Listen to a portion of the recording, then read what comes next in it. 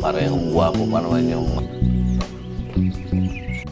Sip Hayo 2016 menceritakan keluarga yang memiliki hubungan segitiga terhadap seorang perawat, yang mana perawat tersebut seharusnya menjaga dan membantu kegiatan rumah keluarganya. Perawat tersebut memiliki tugas untuk menjadi perawat ibunya yang sedang sakit kala itu. Namun kejadian tak terduga pun muncul satu persatu. Bagaimana ceritanya? Kita langsung masuk aja. Buat kalian yang bingung mau nyari link gacor di mana, itu gue udah sertain linknya ada di bawah. Bisa juga kalian dapetin di Google dengan search Betwin 188 dan slot 188 yang terakhir Happy Bet 188. Gak sama-sama sih, langsung let's go. Cerita dimulai dengan keluarga yang sedang berkumpul di rumah sakit menunggu hasil pemeriksaan kesehatan sang ibu. Sang ayah pun kemudian memberitahu kedua anaknya bahwa ibu telah divonis menderita kanker stadium akhir. Mereka harus siap menghadapi kepergian sang ibu dalam waktu 3 bulan ke depan. Meskipun terpukul oleh berita tersebut, kakaknya yang bernama Rado ini dan adiknya bernama Roland berusaha untuk tetap kuat dan mendukung ibunya. Setelah menyadari bahwa tidak ada pengobatan atau tindakan yang dapat menyembuhkan ibunya, mereka memutuskan untuk membawa ibu pulang ke rumah dan menjalani sisa hidupnya bersama keluarga tercinta. Diketahui bahwa keluarga tersebut merupakan keluarga petani yang memiliki tanah yang sangat cukup luas. Mereka memiliki lahan pertanian seluas beberapa hektar, serta tempat penggilingan padi yang kerap dikunjungi oleh para petani setiap hari. Ibunya memberi pesan wasiat kepada kedua anaknya agar mereka tidak menjual aset keluarga sekalipun ibunya telah meninggal, dan meminta kepada mereka semua untuk membantu ayahnya dalam bekerja. Mereka akhirnya tiba di sebuah rumah sederhana yang cukup luas. Sol merupakan pacar si Ado yang sudah lama tinggal serumah bersama mereka. Mereka menyambutnya dengan sangat hangat. Ketika makan malam, dengan serius ayahnya ini berbicara mengenai tantangan ekonomi yang akan dihadapi. Minat masyarakat yang sangat rendah terhadap mengkonsumsi beras petani lokal dan lebih memilih beras impor yang lebih murah telah menyebabkan kesulitan ekonomi bagi keluarga mereka. Oleh karena itu, mereka harus siap hemat untuk bertahan hidup untuk membantu memperbaiki situasi ekonomi. Sementara sang ayah memutuskan untuk menggadai tempat penggilingan padi dan memperkerjakan seorang perawat ahli untuk merawat ibunya dengan sangat baik. Mendengar rencana tersebut untuk memperkerjakan perawat, mereka semua tidak setuju dengan idenya. Karena dalam situasi ekonomi yang sedang sulit seperti sekarang, sebaiknya menghindari pengeluaran yang tidak diperlukan. Terlebih lagi karena mereka sering ada di rumah dan lebih bisa baik untuk merawat ibunya. Namun sang ayah tetap tegas menyatakan bahwa ia akan melakukan apa saja untuk memastikan perawatan terbaik bagi ibunya. Dan menurut ayahnya hanya seorang perawatnya yang mampu memberikan tersebut. Keesokan harinya sang ayah harus pergi ke kota untuk menjemput perawat tersebut. Sehingga si Rado dan Roland pun akhirnya diminta untuk mengurusi lahan pertanian dan penggilingan padi. Saat ini kakak beradik tersebut sedang sibuk menyelesaikan tugasnya masing-masing. Ayahnya akhirnya kembali dari kota bersama dengan perawat baru bernama si Alice. Ayahnya memperkenalkan Alice kepada keluarganya dan mereka semua menyambutnya dengan sangat baik. Saat melihat Alice, Sol langsung terkagum-kagum dan bertanya-tanya mengapa perawat tersebut sangatlah cantik. Ayahnya kemudian memperkenalkan Alice kepada ibunya dan menjelaskan bahwa Alice adalah anak dari temannya yang sudah meninggal. Ia akan merawat ibunya dengan baik selama sisa hidupnya yang ada di sini. Alice pun dengan sigap memulai tugasnya. Sang ibu pun memuji kecantikan si Alice yang sangat luar biasa itu. Bahkan ia ingin segera menceritakan tentang Alice kepada anak-anaknya. Ketika tiba makan siang, Sol mengantarkan bekal dari rumah untuk si Rado dan Roland ke tempat penggilingan padi.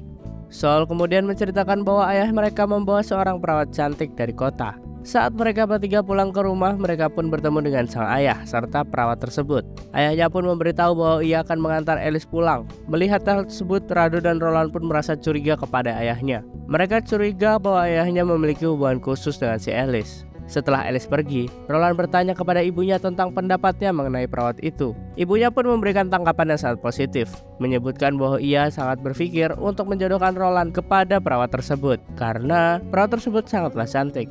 Ternyata dugaan Rado dan Roland kepada ayahnya memang benar. Saat mengantar Alice pulang, ayah Rado sempat bermain bersama dengan si Alice. Setelah permainan mereka selesai, ayahnya sempat bertanya kepada Alice apakah ia sudah siap merawat istrinya.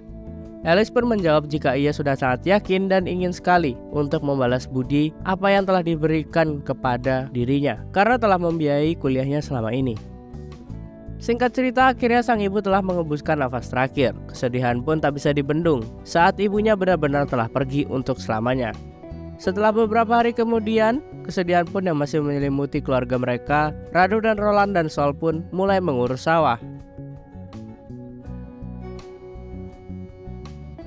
Mereka melihat hidangan makanan yang telah tersaji rapi di atas meja. Ternyata Elis lah yang menyiapkan itu semua. Sang ayah memberitahu bahwa Elis akan tinggal bersama mereka. Rado pun merasa heran kepada ayahnya itu, yang dimana ibunya baru saja meninggal. Namun si ayah sudah berani membawa wanita lain untuk tinggal di sini. Pada keesokan paginya, ayah menjalani aktivitas seperti biasa dengan mengurusi pertanian. Roland yang berada di rumah kemudian masuk ke dalam kamar ayahnya. Ia mencoba berbagai aksesoris milik ayahnya tersebut. Kemudian ia tak sengaja melihat bungkus roti Jepang milik si Elis. Dari luar kamar, Roland mendengar Elis yang sedang menyapu rumah, sehingga ia langsung keluar dari kamar tersebut.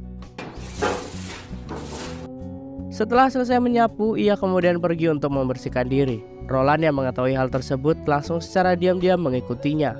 Pintu kamar mandi yang saat itu tak terkunci membuat Roland leluasa menikmati pemandangan indah di pagi hari. Malam itu mereka makan malam bersama, kecuali si Rado. Sol memberitahu kabar baik bahwa ia baru saja diterima bekerja. Meski itu kabar baik, namun sang ayah terlihat sedih karena dalam waktu beberapa hari Elis harus bekerja kembali ke rumah sakit dan tidak ada yang bisa mengurus rumah. Kemudian ia pun berkata ia akan mencuci pakaian saat hari libur, sementara Roland akan belajar memasak dan membersihkan rumah. Setelah makan malam dan terlihat sang ayah sedang bersantai, tiba-tiba Rado pulang ke rumah dengan keadaan mabuk. Ayahnya kemudian memarahi anaknya tersebut. Ayahnya juga berkata bahwa si Rado tidak pernah menghargai Elis karena si Rado ini tidak pernah memakan makanan buatan Elis. Kemudian ia pun langsung masuk ke kamar dan ia mengungkapkan kekesalannya kepada si Sol.